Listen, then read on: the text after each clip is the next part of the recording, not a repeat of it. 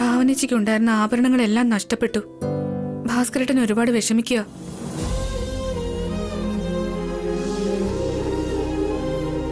ചേച്ചിയുടെ കഴുത്തിലുണ്ടായിരുന്ന rolled gold ആഭരണം പോലും പൊട്ടിപ്പോയി. ഏട്ടനോട് പണം ചോദിച്ച് സ്വർണം വാങ്ങിക്കൊടുക്കാന്ന് ഭാവനച്ചോട് ഭാസ്കരേട്ടൻ പറഞ്ഞു. പക്ഷെ ഭാവനച്ച് വേണ്ടെന്നാ പറയുന്നേ. നമ്മളെ ബുദ്ധിമുട്ടിക്കാതിരിക്കാൻ വേണ്ടിട്ടാ ചേച്ചി അങ്ങനെ പറഞ്ഞു. ഒരു കാലത്ത് നമ്മൾ കഷ്ടപ്പെട്ടു, എന്നാലും ഇപ്പൊ എല്ലാം തിരിച്ചു കിട്ടിയില്ലേ? അല്ല അത് പോട്ടെ, ഏട്ടത്തി എന്തിനാ എത്ര വിഷമിക്കുന്നേ? അതിന് കാരണം അത് ഏട്ടന്റെ ചേച്ചി ആയതുകൊണ്ടാ. നമ്മൾ നേരത്തെ തന്നെ കാവ്യയെ ഒരുപാട് സഹായിച്ചതുകൊണ്ട് ഭാവനച്ചിക്ക് ഒരു ആഭരണം വേണ്ടെന്ന് ഭാസ്കരേട്ടനോട് പറയുന്നത് ഞാൻ കേട്ടു.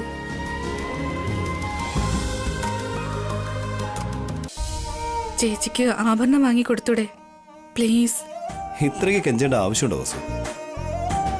തനിക്കും ഏട്ടത്തിക്കും കാർത്തികയ്ക്കും എല്ലാവർക്കും വാങ്ങിച്ചു കൊടുക്കാം. ഒരുപാട് നന്ദിയുണ്ട് ഏട്ടാ.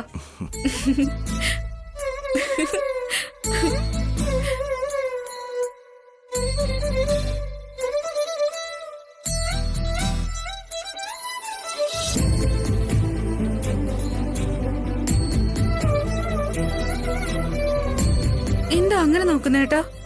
ഞാൻ തന്നെ നോക്കിയില്ലല്ലോ. പിന്നെ നിന്റെ നിഷ്കളങ്കമായ ചിരിയാ ഞാൻ നോക്കിയേ. നിഷ്കളങ്കമായ ചിരിയോ? അതെങ്ങനെ ഉണ്ടാവും? ദേ ഇതുപോലെ ഇരിക്കും. തന്റെ ചിരി പോലെ, തന്റെ ശബ്ദം പോലെ. ഞാൻ സാധാരണ പോലെയല്ലേ ചിരിച്ചത്. തന്റെ മനസ്സ് ഭയങ്കര പരിശുദ്ധമാണ്. അതുകൊണ്ട് താൻ എന്ത് ചെയ്താലും അതിലൊരു പരിശുദ്ധി ഉണ്ടാവും.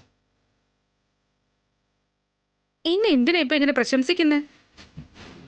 ഞാൻ പ്രശംസിച്ചതല്ല, സത്യമാ പറഞ്ഞേ. ആ സത്യം ഏട്ടൻ ഇപ്പോഴാണ് മനസ്സിലായേ? കണ്ട അന്ന് മുതൽ മനസ്സിലായ കാര്യ. പിന്നെന്താ ഇത്രയും നാൾ എന്നോട് പറയാതിരുന്നേ? പറയാനുള്ള സമയം കാലം കിട്ടിയില്ലല്ലോ. ഇപ്പൊ എന്താ പറയാൻ തോന്നിയത്? Vasundhara,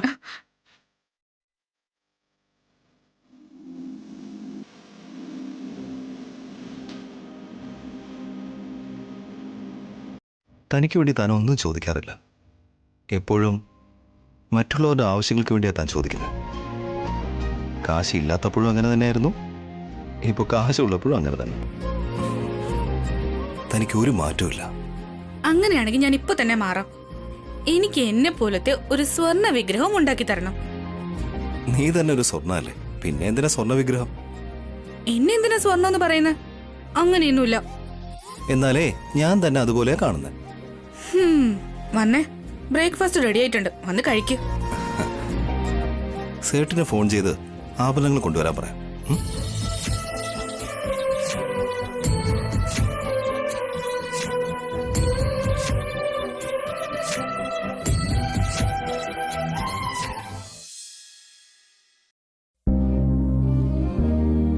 Abhiram sir, Abhiram sir, Abhiram sir. Sethi നിങ്ങളോ? വരൂ. ആഭരണങ്ങൾ വേണമെന്ന് അഭിറാം സാർ ഫോൺ ചെയ്തിരുന്നു. അതെ സേഠി, വരൂ ഇരിക്കൂ. ആ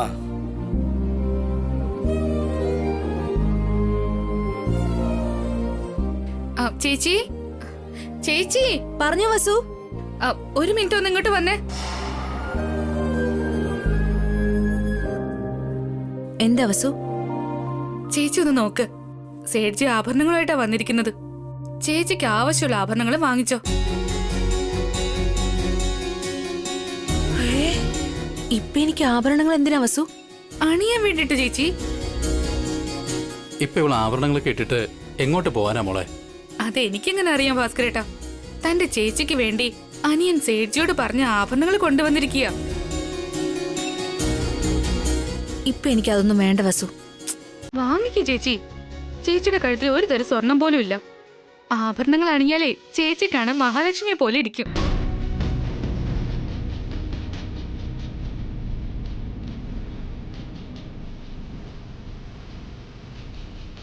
ഞങ്ങൾ സംസാരിച്ചത് കേട്ടോ വസു?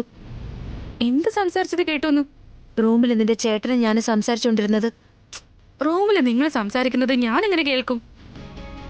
നിന്റെ മനസ്സ് ഞങ്ങൾക്ക് നന്നായിട്ട് അറിയാം മോളെ. ഭാവനയ്ക്ക് ആഭരണങ്ങളൊന്നും ഇല്ലാത്തതിനാൽ എൻ്റെ മനസ്സ് വിഷമിക്കുന്നത് കണ്ട് അവിയോട് പറഞ്ഞ് നീയല്ലേ ഇദ്ദേഹത്തെ വരാൻ പറഞ്ഞത്?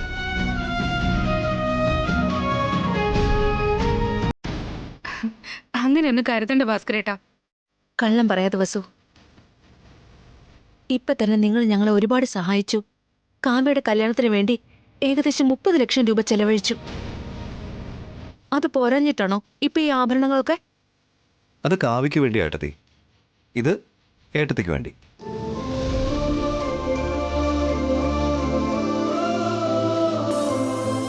വേണ്ട ബി, ആവശ്യമില്ലാതെ പണം ഒന്നും ചിലവാക്കണ്ട. ഇതെന്റെ മാത്രം കാശല്ല ഏട്ടാ, നമ്മുടെ എല്ലാവരുടെയും കൂടെ. ഒന്നുമില്ലാതിരുന്നപ്പോഴും ഞങ്ങൾ ചെലവ് നടത്തിയിട്ടുണ്ട്. ഇപ്പൊ സ്വത്തുക്കളെല്ലാം തിരിച്ചു കിട്ടിയതുകൊണ്ട് ആഗ്രഹങ്ങളൊക്കെ എന്തിനാ അടക്കി വെക്കുന്ന? അങ്ങനെയല്ല വസു. ഈ വീട്ടിൽ അമ്മയില്ലാത്തപ്പോ ആ സ്ഥാനം എൻ്റെ ഏട്ടത്തിക്ക് മാത്രം.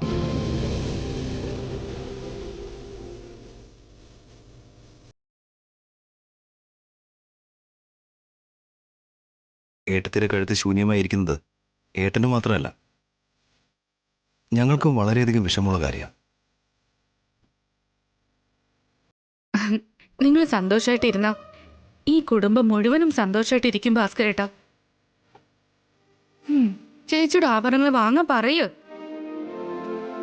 ഒരുപാട് താങ്ക്സ് ഉണ്ട് മോളെ. വാങ്ങിച്ചു ഭാവനെ. Thank you Abi. ചേച്ചിക്ക് ഇഷ്ടപ്പെട്ടു.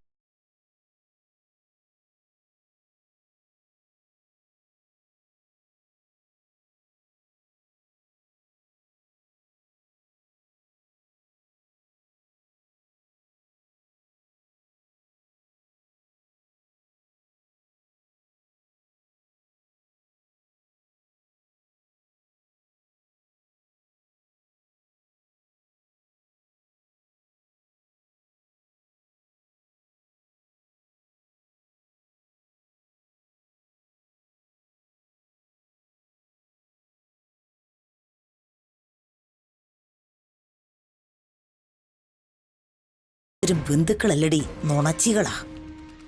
കാർത്തിക അറിയിക്കാതെ സ്വർണം വാങ്ങണല്ലേ? നിങ്ങൾക്ക് വെച്ചിട്ടുണ്ട്. അതെ മമ്മി, മമ്മി അയച്ച ജോലിക്കാരെ ഭാവന എടുത്തിയും വസു എടുത്തിയും കൂടെ പറഞ്ഞു വിട്ടു. എന്റെ മുഖത്തടിച്ചതുപോലെ ആയിപ്പോയി. അതുകൊണ്ടാ ഞാൻ നിന്നോട് ഇവിടെ വന്ന് നിൽക്കാൻ പറഞ്ഞത്. അവിടെ എന്താ ഉള്ളത് മമ്മി അല്ലാതെ? ഇവിടെ ഇരുന്നു കൊണ്ട് തന്നെ ഞാൻ ആരാണെന്ന് അവർക്ക് കാണിച്ചു കൊടുക്കും. അവര് നിനക്ക് അതിനുള്ള ചാൻസ് ഒന്നും തരാൻ പോകുന്നില്ല. നീ അവിടെ എന്ത് പറഞ്ഞാലും നടക്കില്ല. അത് ഞാൻ കാണിച്ചു തരാം. ഈ വീട് മുഴുവനും എന്റെ ചൊൽപ്പിടിയിലാക്കും. ഫോണിൽ ആരോടാ സംസാരിക്കുന്നേ? മമ്മിയോട് ആന്റി. അവിടെ എന്തൊക്കെയാ നടക്കുന്നെന്നറിയാതെ ഇവിടെ നിന്റെ അമ്മയോട് ഫോണിൽ സംസാരിച്ചോണ്ടിരിക്കുകയാണല്ലേ? അവിടെ എന്താ നടക്കുന്നേ? മമ്മി 1 മിനിറ്റ്, ഞാൻ പിന്നെ വിളിക്കാം മമ്മി. അങ്ങനെ ഞാൻ അറിയാതെ അവിടെ എന്താ നടക്കുന്നേ?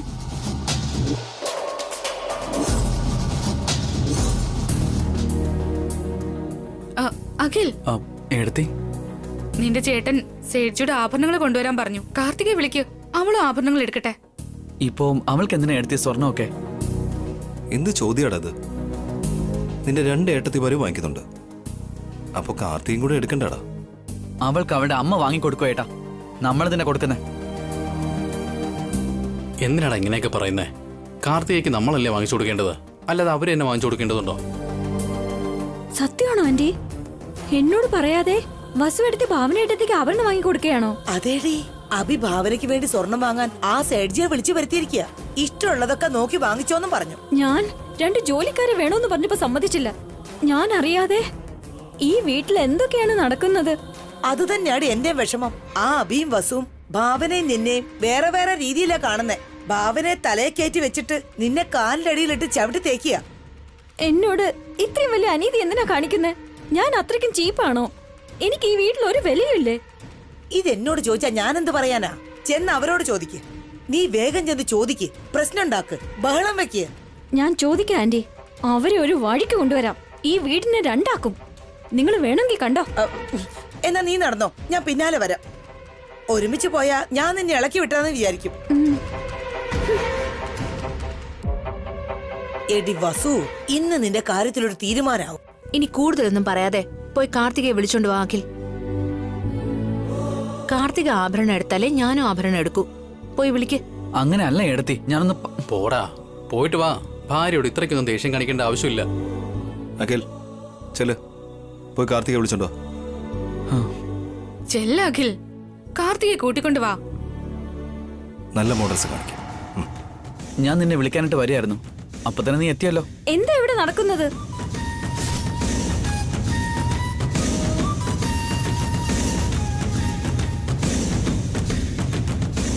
കാർത്തിക, നീ ഒന്നും സംസാരിക്കണ്ട അഖിൽ. ഇതൊക്കെ നീ കാരണോ?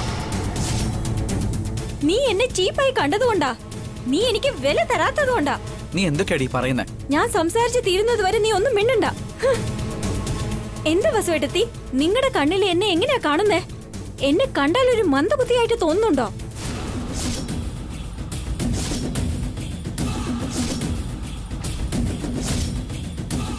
എന്താ കാർത്തിക ഇങ്ങനെയൊക്കെ സംസാരിക്കുന്നേ? അതിനിപ്പോ ഇവിടെ എന്താ ഉണ്ടായേ? ഇനി എന്തുണ്ടാകാനാ? നിങ്ങൾ ഇങ്ങനെ വേർതിരിവ് കാണിക്കുമെന്ന് വിചാരിച്ചതേയില്ല. ഭാവന എടുത്ത് ഈ വീട്ടിലെ മൂത്ത മരുമകളായിരിക്കാം ഞാൻ, ഇളയ മരുമകളും. എന്നാ അതുകൊണ്ട് ഏട്ടത്തി എന്നെയും വേർതിരിച്ച് കാണുവോ?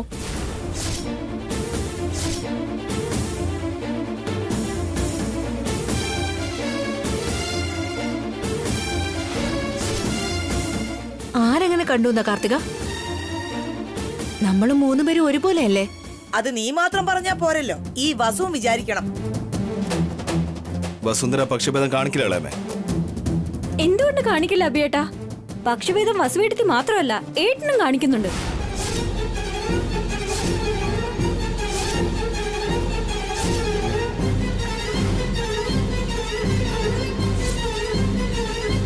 എന്താ കാർത്തിക ഇത്? എന്തിനാ ഇങ്ങനെയൊക്കെ പറയുന്നേ? ഇവിടെ ഇപ്പൊ എന്ത് സംഭവിച്ചു? നിങ്ങൾക്ക് എല്ലാ കാര്യവും ഭംഗിയായി നടക്കുന്നുണ്ട്. ഈ വീട്ടിലെ മൂത്തയാളല്ലേ, നിങ്ങൾക്ക് ഇവിടെ കിട്ടേണ്ട എല്ലാ ബഹുമാനവും കിട്ടുന്നുണ്ട്. നീ എന്തൊക്കെയാടി വിളിച്ചു പോകുന്നേ? നിനക്കെന്താ ഭ്രാന്ത് പിടിച്ചോ? അതെ, ഇനി അതിന്റെ ഒരു കുറവേ ഉള്ളൂ. ഒരു 2 ദിവസം ഇങ്ങനെ പോയാ എനിക്ക് ഭ്രാന്തും പിടിക്കും. നിനക്ക് ഭ്രാന്ത് പിടിക്കാൻ മാത്രം ഇപ്പൊ എന്താ സംഭവിച്ചത്? നിന്റെ കൺമുന്നിലല്ലേ ഇതൊക്കെ നടക്കുന്നത്? ഇനി പ്രത്യേകം പറയണോ? ഇവിടെ എന്ത് നടന്നു? എന്താണ് നിന്റെ കാഴ്ച നഷ്ടപ്പെട്ടു പോയോ? ഭാവനയ്ക്ക് വേണ്ടി സ്വർണം വാങ്ങുന്നത് നീ കാണുന്നില്ലേ? ഏടത്തി ആഭരണം വാങ്ങിയാൽ എന്താ തെറ്റ്? അതെ, നീ ഒന്നും തെറ്റായി കാണില്ല. എനിക്കെതിരെ അന്യായം നടന്നാലും നീ അത് ന്യായമായിട്ട് കാണൂ. നിനക്കിവിടെ എന്താ അന്യായോടെ നടന്നത്? ഇന്ന് രാവിലെ എനിക്ക് 2 ജോലിക്കാരെ വേണമെന്ന് പറഞ്ഞു. 2 പേർക്കും ചേർത്ത് വെറും 30,000 രൂപയേ ആകുള്ളൂ. വസുവേട്ടത്തി അവരെ വേണ്ടെന്ന് പറഞ്ഞ് തിരിച്ചയച്ചു. നിനക്കെന്തിനാടി 2 ജോലിക്കാരൊക്കെ? പിന്നെ ഭാവന എടുത്തേക്ക് ആഭരണം എന്തിനാ?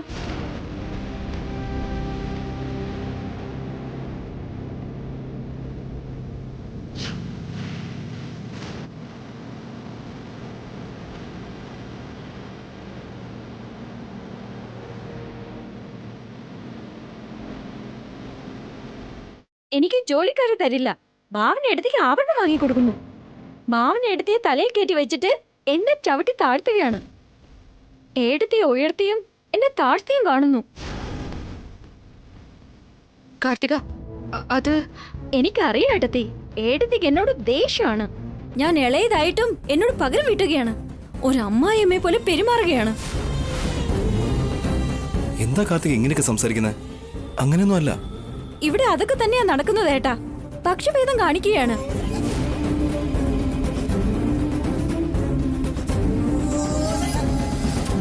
ആഭരണം ഭാവനയ്ക്ക് വേണ്ടി മാത്രമല്ല വാങ്ങിയത്, നിങ്ങൾക്ക് 3 പേർക്ക് വേണ്ടിയാ അവി വരാൻ പറഞ്ഞത്. കള്ളം പറയരുത്.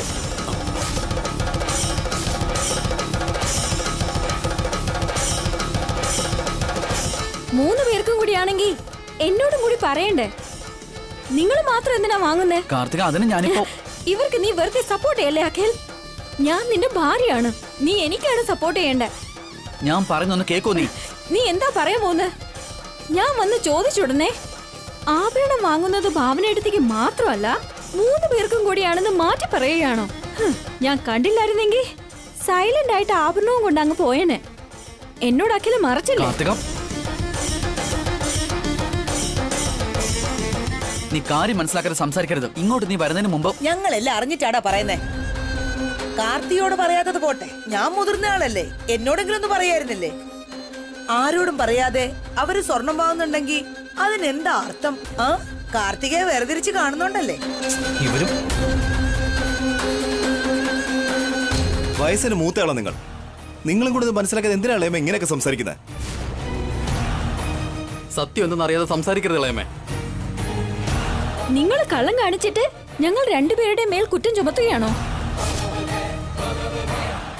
ഇനി ഇങ്ങനെ സംസാരിച്ച് നിന്റെ പല്ലടിച്ച് താഴെ ഇടും.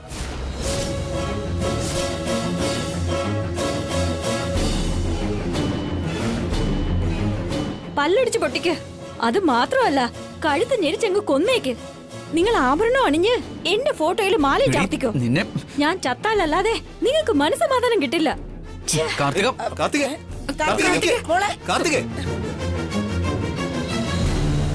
അവളുടെ മനസ്സ് ഒരുപാട് വേദനിച്ച് കാണും, മനസ്സാക്ഷി ഇല്ലാത്തവര്. മോളെ കാർത്തികേ, കാർത്തികേ.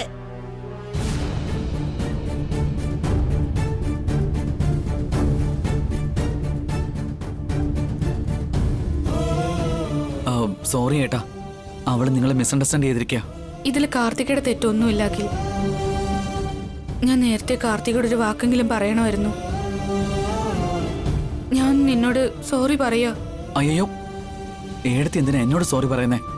അവക്കാണെങ്കിൽ വിവരമില്ല, ചുമ്മാ വായി തോന്ന് ഓരോന്ന് പറഞ്ഞോണ്ടിരിക്കും. അവള് ചെറിയ കുട്ടിയാക്കൽ, നമ്മളാണത് മനസ്സിലാക്കേണ്ടത്. കാർത്തികയെ ഞാൻ പിന്നീട് സമാധാനപ്പെടുത്തിക്കോളാം. ചേച്ചി ആഭരണങ്ങൾ എടുക്ക്. വേണ്ട വസു, ഇപ്പൊ എനിക്കൊരു ആഭരണം ആവശ്യമില്ല.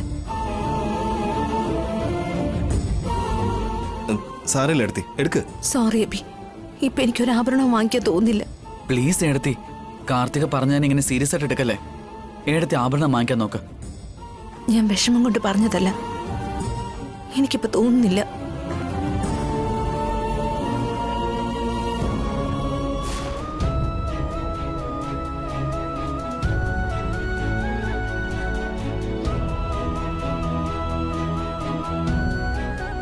ഇനി എന്ത് ചെയ്യും വസുന്ധര? ചേച്ചി പറഞ്ഞ പോലെ ആഭരണം നമുക്ക് പിന്നെ വാങ്ങാട്ടോ. ഇപ്പോ സേഠ്ജിയെ പറഞ്ഞു വിട്ടേക്ക്.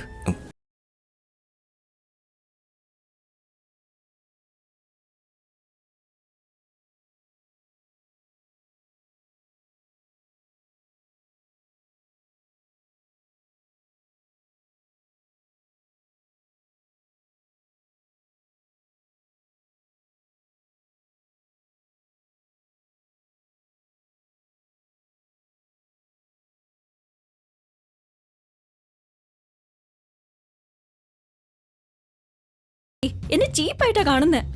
ഞാൻ എന്ത് ചോദിച്ചാലും എനിക്ക് തരില്ല, എന്നിട്ട് എന്നെ വഴക്കും പറയും. എനിക്ക് മനസ്സിലായി മോളെ, ഞാനെല്ലാം കണ്ടോണ്ടിരിക്കല്ലേ. ഇതെല്ലാം ആ അഖില് ശരിയല്ലാത്തത് കൊണ്ടാ. അവൻ നിന്നെ സപ്പോർട്ട് ചെയ്തിരുന്നെങ്കിൽ നീ ഇങ്ങനെ അപമാനിക്കപ്പെടുകയായിരുന്നോ? അതെ ആന്റി, വസു ഏട്ടത്തിക്ക് അഭിയേട്ട സപ്പോർട്ട് ചെയ്യുന്നുണ്ട്, ഭാവന ഏട്ടത്തിയെ ഭാസ്കർ ഏട്ടനും സപ്പോർട്ട് ചെയ്യുന്നു. എന്നാ അഖിലിന്റെ അടുത്ത് നിന്നും എനിക്ക് ഒരു സപ്പോർട്ടും കിട്ടുന്നില്ല. നിന്റെ നാവ് ശരിയാണെങ്കിൽ ഞാൻ മാത്രമല്ല, ഈ ഫാമിലി മൊത്തം നിന്നെ സപ്പോർട്ട് ചെയ്യോടി.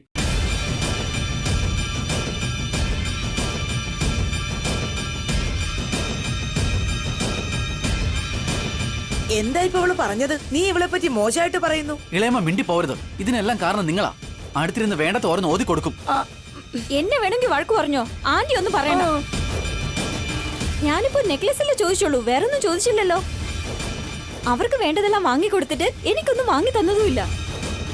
അതേടാ, 3 മരുമക്കളെയും ഒരുപോലെ തന്നെ കാണണ്ടേ? ഒരുത്തിക്ക് ഒരുമാതിരി, മറ്റൊരുത്തിക്ക് വേറെ. പക്ഷഭേദം കാണിച്ച എങ്ങനെയാ? ആരും ഇവിടെ ഒരു പക്ഷഭേദവും കാണിച്ചില്ല.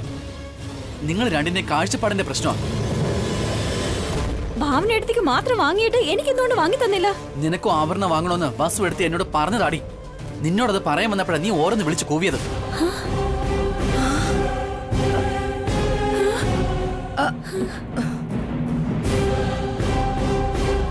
സത്യം എന്താണെന്ന് മനസ്സിലാക്കാതെ എല്ലാവരുടെ മുന്നിൽ വഴക്കുണ്ടാക്കി എന്നെ നാണം കെടുത്തി.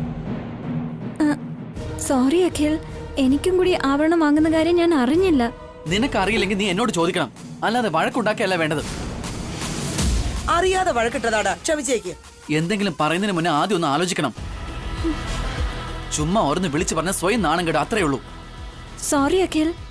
അവള് സോറി പറഞ്ഞില്ലേ, വിട്ടേക്കടാ. എത്ര പ്രാവശ്യം ഇങ്ങനെ സോറി പറയുന്നേ? ആദ്യം നിന്നെ ഈ വീട്ടിലേക്ക് വരാൻ സമ്മതിച്ചതാ എന്റെ ഏറ്റവും വലിയ തെറ്റ്. നിന്നെ നിന്റെ മോമിന്റെ കൂടെ പറഞ്ഞു വിട്ടാൽ മതിയായിരുന്നു. അന്ന് എല്ലാവരുടെ മുന്നിൽ വെച്ച് എന്റെ കാല് പിടിച്ച് മാപ്പ് പറഞ്ഞോണ്ട് മാത്രമാണ് ഞാൻ നിന്നോട് ക്ഷമിച്ചത്. എന്നിട്ട് നിനക്ക് ഒരു മാറ്റവും ഉണ്ടായിട്ടില്ല. അതേടി, നായയുടെ വാൽ ഒരിക്കലും നിവരില്ല. നിന്റെ സ്വന്തം ഭാര്യയെ നായെന്നൊന്നും വിളിക്കലേടാ. ഇടയ്ക്കേറി ആളാൻ വരലേതല്ല. പ്രതീക്ഷിക്കാതെ സ്വത്തെല്ലാം തിരിച്ചു കിട്ടി. ആ പഴയ അവസ്ഥയിലായിരുന്നെങ്കിൽ കഷ്ടപ്പാട് തിരിച്ചറിയുമായിരുന്നു. ഇപ്പൊ കൈ നിറയെ പണം വന്നപ്പോ രണ്ടിനെ കണ്ണ് മഞ്ഞളിച്ചു.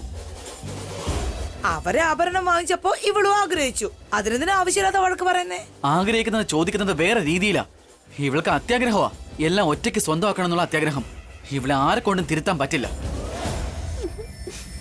ഇനി ഒരിക്കൽ കൂടി നീ ഇങ്ങനെ വഴക്കുണ്ടാക്കിയാലേ നിന്നെ വലിച്ചഴിച്ച് നിന്റെ മോമിന്റെ അടുത്തോണ്ടൊന്നാക്കും.